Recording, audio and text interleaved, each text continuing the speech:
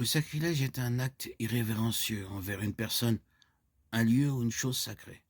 Il se produit lorsqu'une personne fait un mauvais usage délibéré d'un objet consacré, profane, un lieu sacré ou partie de manière irrévérencieuse de quelque chose lié à Dieu ou à la religion.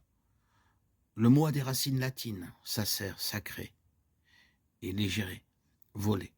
Au début, le terme sacrilège faisait probablement référence aux actes de pilleurs de tombes qui profanaient les tombes.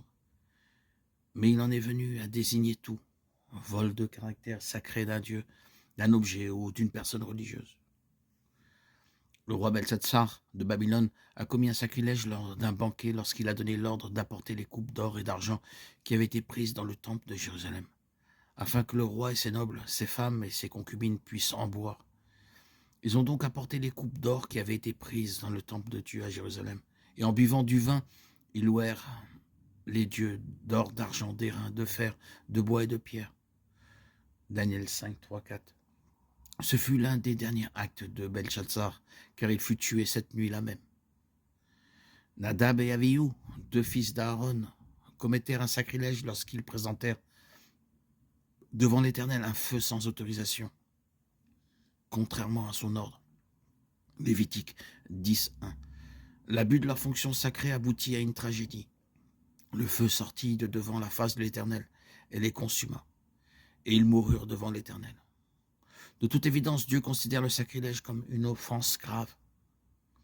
Le tabernacle et plus tard le temple dans l'Ancien Testament étaient le lieu où Dieu rencontrait son peuple. Le bâtiment et tout ce qu'il contenait, comme l'arche de l'Alliance, étaient aspergés du sang d'un sacrifice saint et donc mis à part pour Dieu. Seuls les prêtres, qui étaient également consacrés à l'Éternel pour le service, étaient autorisés à entrer dans le tabernacle. Dieu frappait à mort quiconque violait le tabernacle ou profanait les objets sacrés. Nombre 16, 1, 40, 2 Samuel 6, 6, 7. Le Saint des Saints était séparé du reste du tabernacle par un voile épais et on ne pouvait y entrer qu'une fois par an, lorsque le grand prêtre offrait un sacrifice sanglant pour les péchés du peuple. L'une des leçons que le tabernacle nous enseignait était que Dieu est saint et que nous ne le sommes pas, et que nous n'osons pas commettre de sacrilège contre lui. Jésus a mis en garde les pharisiens contre leur pratique sacrilège de serment peu sérieux. Dans leur serment, les pharisiens essayaient de faire une distinction entre le temple et l'or du trésor du temple, ce dernier étant plus saint à leurs yeux, et entre l'autel et l'offrande sur l'autel, ce dernier étant plus saint à leurs yeux. Jésus a enseigné que le temple et tout ce qui lui est associé était en fin de compte consacré à Dieu, de sorte que tout serment fait sur n'importe quelle partie du temple était contraignant devant Dieu. Matthieu 23, 16, 22. L'une des formes de sacrilège les plus courantes aujourd'hui est la profanation du saint nom de Dieu et du nom de notre Seigneur Jésus. Cela constitue une violation directe d'Exode 27. Tu ne feras pas un usage abusif du nom de l'Éternel ton Dieu, car l'Éternel ne laissera pas impuni celui qui fera un usage abusif de son nom.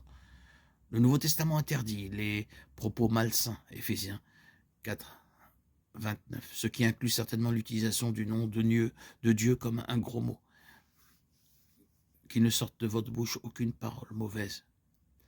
Mais s'il y a lieu, quelques bonnes paroles qui servent à l'édification et communiquent une grâce à ceux qui l'entendent.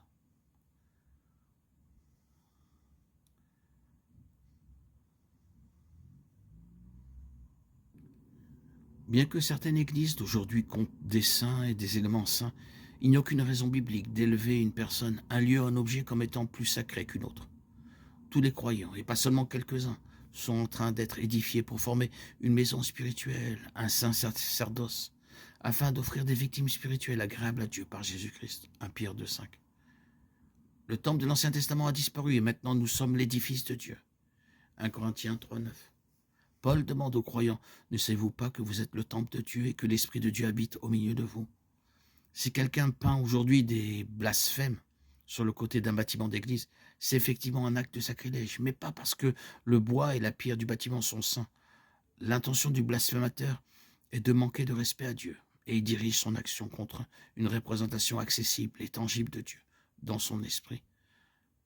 C'est cette intention qui rend le vandalisme sacrilège. Et Dieu voit les cœurs. Même les systèmes religieux peuvent promouvoir le sacrilège s'ils volent la sainteté de Dieu et l'appliquent à des personnes ou à des choses.